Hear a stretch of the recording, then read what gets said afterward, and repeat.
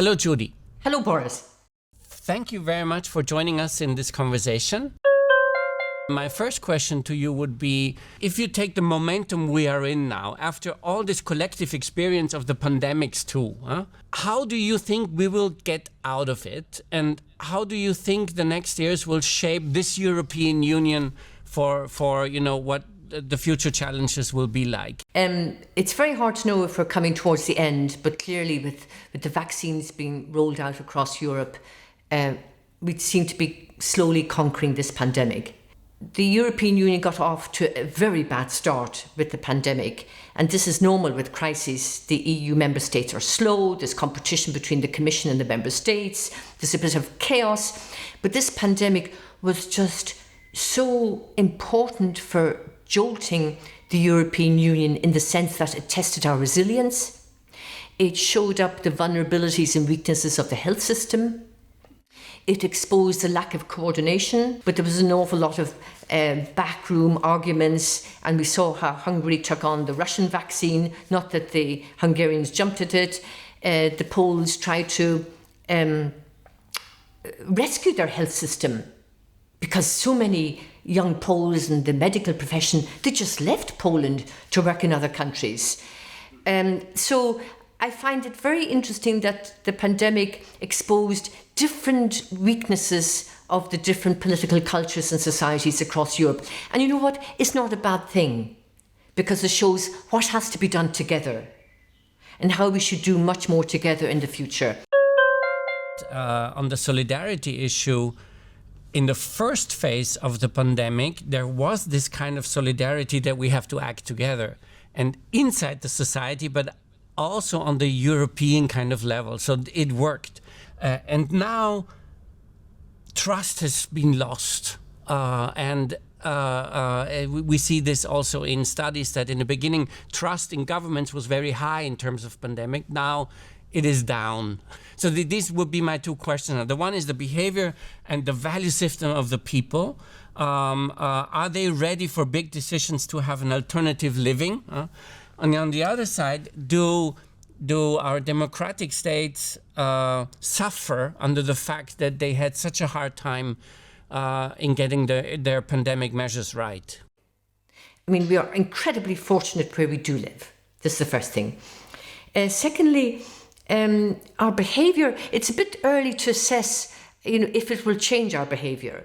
I mean, there's been so many studies done already that people actually do like working from home, even though it may be cramped spaces and so on, but they don't like commuting, they don't like this kind of modern capitalism work method of going into an office, of sitting there, of leaving, this kind of robotic ritual. It may be broken. Frankly, I hope it is broken. Because I think what the pandemic did do was that despite all the negative aspects of people cooped up in small apartments, if they had small apartments, first of all, they rediscovered themselves and their families, which is very important. And they actually found out who their neighbours were. And in some ways, the pandemic exposed the vulnerabilities. On the other hand, the pandemic made us aware that there are other worlds out there besides the coffee machine in the offices, besides the commuter bus being late and so on. And I hope this behaviour lasts, because this is the other element of solidarity. It's just not financial solidarity or, solidarity in access to the vaccines.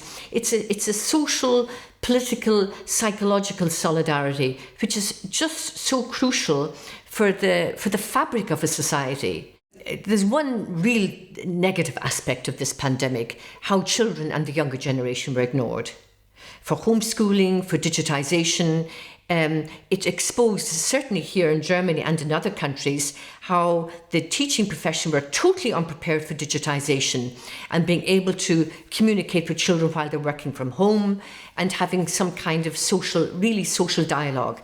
And in all the discussions that the parliamentarians have had in most countries, generally children and the youth, they came at the bottom of the pile, but they are our future. And the poorer off children will have terribly suffered with homeschooling, A, because their parents didn't know how to handle it, B, they didn't have the basic computer, laptop equipment, and nor the teachers. So we've an awful lot of catching up to do and an awful lot of preparation for the next pandemic, because there will be more. And if there won't be pandemics, there'll be other crises. So the element of social behaviour, digitisation, and taking care of the next generation, which will have to finance the pandemic and the older generation.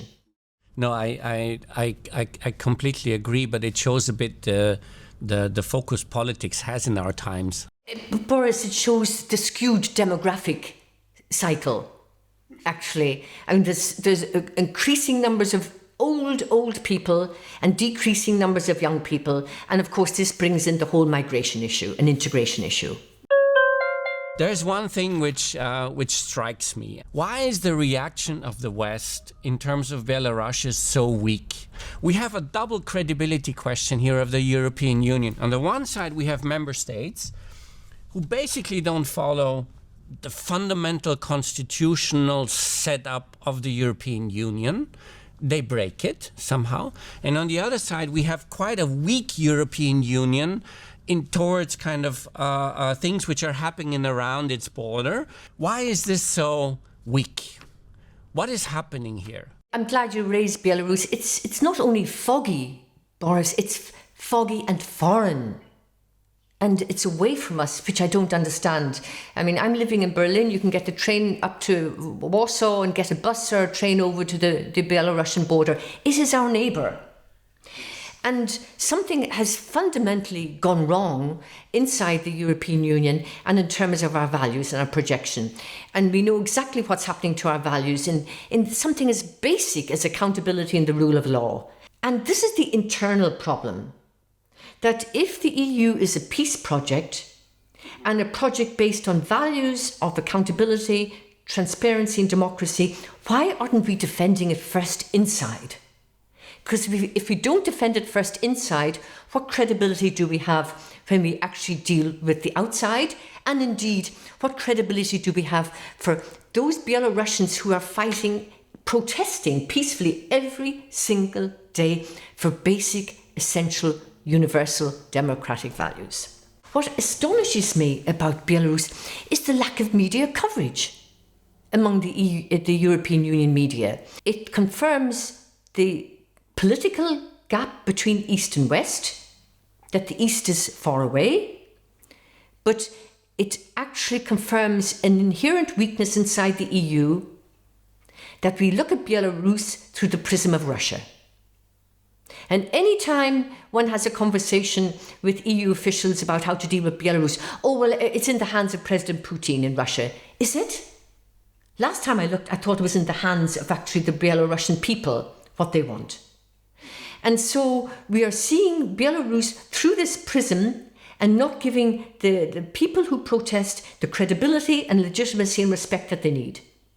And actually, it's not that difficult to support them, but we are not supporting them. Going back to the role of Russia, Russia obviously is fearing kind of Western influence coming to its borders, right? And it is always this issue. It was the Ukrainian question. Yes. It was in the Caucasus, basically the same story as Georgia said. It wants to become a NATO member. How to approach this? Sometimes I think that peaceful democratic countries on Russia's western border would be the interests of Russia. They wouldn't have to finance them. Everything would be transparent. It might actually give Russia a degree of credibility if they accepted this. But under the present system in Russia, they will not accept a fully fledged democratic Ukraine. And Russia will not let go of Belarus because it feels it will go to the West. It's about Russia. It's about how the elite see themselves, or if they can even project what Russia could become and should become. And I think we touched on this before, Boris. We see increasingly the trampling and suppression of non-governmental organizations, of civil society. We have seen the breakdown of this very special Russia-German dialogue simply because there were 3 NGOs included in these discussions. Yes, they were critical of Russia. Okay, well, we're critical of the EU, frankly. We're critical of America. Criticism is creative. But Putin wasn't going to have this. And I think that the Western, we can go back to what this means, the Western relationship with Russia is not going to change. And it's not going to get better until Russia deals with the past. Because the Soviet Union was about not dealing with history. And we thought under Gorbachev and a bit under Yeltsin that finally the archives would be open and we could have a new beginning and a new kind of historical trust, a common narrative to address difficult questions. And it's been put back in the black box again. How do you convince an oligarch with a little elite who is basically running the country to start a thing like this if you don't have free science, free historical science, free media, critical thinking, an art world which is able kind of to perform in this way? That's really a hard task. We're dealing with the psychology and the politics of fear.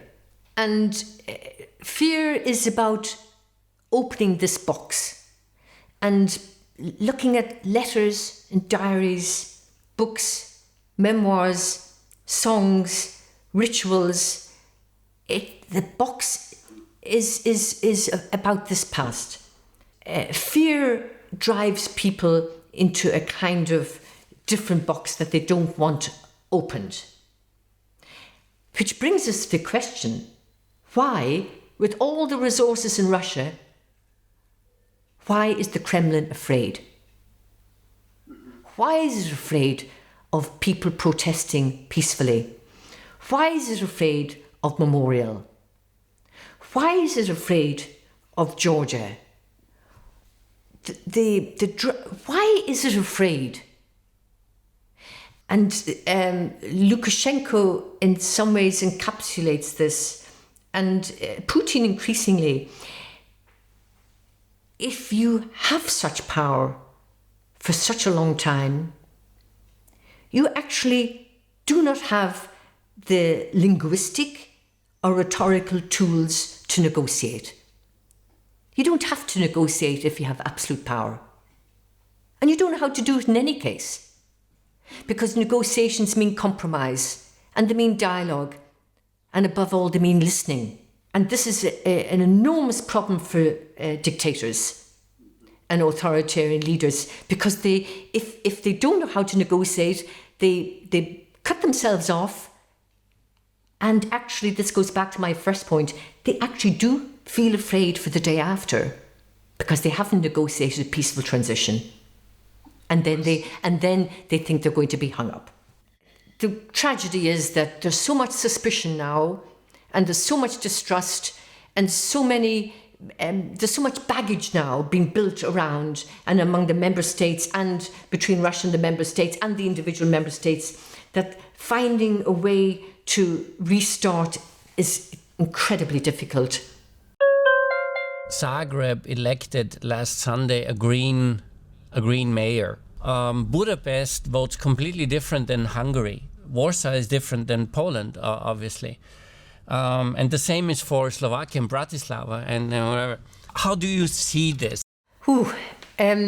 Okay. For us, we're in Vienna here. We are kind of in midst of this, yes, right? Precisely. And we as Foundation, we work in those countries, and we always try to better understand how our strategy can look like at the end of the day in order to do the right stuff. Well, I think it's very good to have reactions that you don't expect, because it keeps you on your toes, frankly, and you won't get complacent. But let me go back to this element of the Foundation.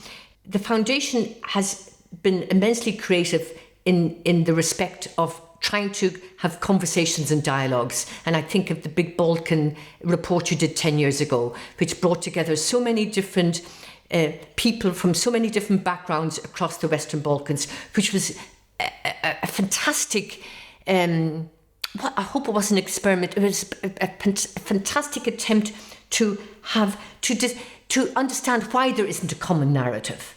Secondly, you mentioned Zagreb, you mentioned Warsaw, you mentioned Budapest, you mentioned Vienna. It would be terrible if these cities didn't breed ideas and young, liberal, energetic ideas. These are the people that are mobile, socially mobile, well educated. They come and go. They have a passport, but their passport is Europe. Their passport is the world. Their passport is ideas. Their passport is being creative. Their passport is not being wedded to one single rooted identity. But what we must remember is that this is just one world. And there's another world out in the villages and the towns, whether it's in Eastern Hungary or Eastern Slovakia. They feel not included. And this is a weakness of the democratic systems, that in some ways the democratic systems are elite-driven. Everybody knows the same people. They all more or less went to the same schools or the universities, and they do the commission exams in Brussels, and they go from think tank to school to university and back so on. But this is a special elite which really doesn't communicate with that other world. And that other world must be taken seriously, and they have concerns. And to patronise them or to say, oh, you're just in the hands of the populists, that's added insult to injury. This is about how post-1989 changed or didn't change societies. The post-1989 period across Central Europe was traumatic for many people. Traumatic. And many were left behind, and not just materially, but psychologically, because the old scaffolding was torn away from them. And of course we can criticise the communist systems, and in retrospect, they provided literacy and a kind of stability. Of course, we all knew the drawbacks, but if you're going to have a transition, you have to give those involved in the transition a stake. So your advice to those coalitions would be: listen very carefully, right? Don't build your policy on the cosmopolitan part of Budapest, right? But listen to what these people are looking for and try to understand why kind of this nationalism thing has become so successful at the end of the day. Huh? Say I was running a foundation. Inside the EU, there are parts of extreme poverty in villages and towns, especially in Eastern and Central Europe. Why is this? It's not that there's a lack of development and structural funds from the European Union. And if you look at how much these countries are receiving, about 3% of gross domestic product in structural funds a year, this is a ton of money. What's happening to the money?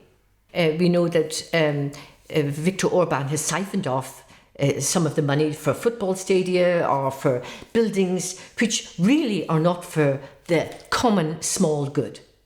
But getting back to a foundation, foundations are always comfortable in the cities. They're always comfortable with finding people that they can identify with. But maybe that confirms a status quo. But this kind of status quo is not sustainable if it's not broadened and if it doesn't include another status quo. And it's a status quo that really doesn't have a voice, whether it's on the village level or the local mayor level, or those trying to have a voice, just trying to understand what do you want? What are your aspirations? And sometimes we lose track of this. Aspirations and perspectives, frankly, are universal. And if you don't have access to them, it leads to a kind of despair or rallying to a party that will provide quick answers, at least you hope they will. And this is where we go into the divergence between the democracy of the elites and the democracy of those who try to convince you, we can provide all the things that you lack. Those countries have lived very long from the fact that they kept taxes low.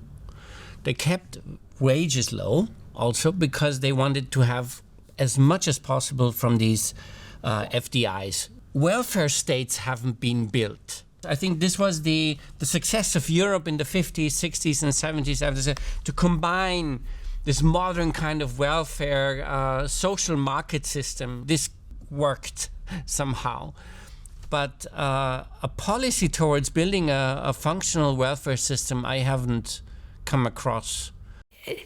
Quick wealth and the quick road to capitalism can lead to an enormous disparities in income and the distribution of wealth, and it creates resentment. And the European model is still intact, but it's under enormous pressure. Lower taxes, we can cut back on expenditure for education and health and transport. If you do that, you lose the fabric of the society and you lose the stability of the society. This is all about communication.